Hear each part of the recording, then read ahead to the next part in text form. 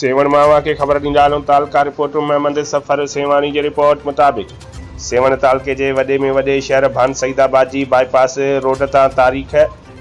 28/1/2024 ते सादा कपड़ा पहिरियल पुलिस आलकारनि तरफ़ां खंबे गुम कयल पुरत इरशाद नूहानी जी आज़ादी लाइ वारसनि ऐं सियासी समाजी अॻवाननि तरफ़ां सेवण जे जहाज़ चौक खां प्रेस क्लब ताईं एहतजाजी मुज़ाहिरो करे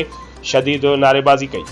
उन मौक़े ते सिंध यूनाइटेड पार्टी जे अॻवान अब्दुल गफ़ूर नूहानी, नूर खान नूहानी, जिसाफ़ अॻवान सऊद खान नूहानी ऐं खंबे गुम कयल नौजवान इरशाद नूहानी जे वालिद मोहम्मद हाशिम अमर ऐं भेनरुनि मीडिया आॾो दाहींदे चयो त भान सईदाबाद बाईपास वटां जिबरी तौर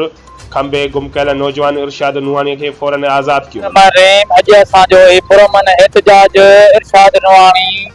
जेको ॻोठ निगावल जो रवासी आहे मोहम्मद हाशिम जो वालिद साहब हिते बीठो मौजूद आहे, इन जी अमर बि हिते मौजूद आहे, जंहिंखे 28 जनवरी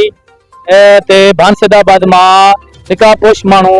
सिविल वर्दीअ में उनखे अगवा करे विया आहिनि, खंबे गुम करे विया आहिनि, जंहिंखे अॼु 48 ॾींहं आहे। रमज़ान महीनो थो हले, उनजा वालिदीन, उनजा घर वारा सभई, उनजा जेके अज़ीज़ रिश्तेदार सभु परेशान आहिनि, उनजो को ॾस पतो न आहे। असांजो मुतालबो खणी अॼु हिते सेवण आया आहियूं त बाबा असांजे नौजवान खे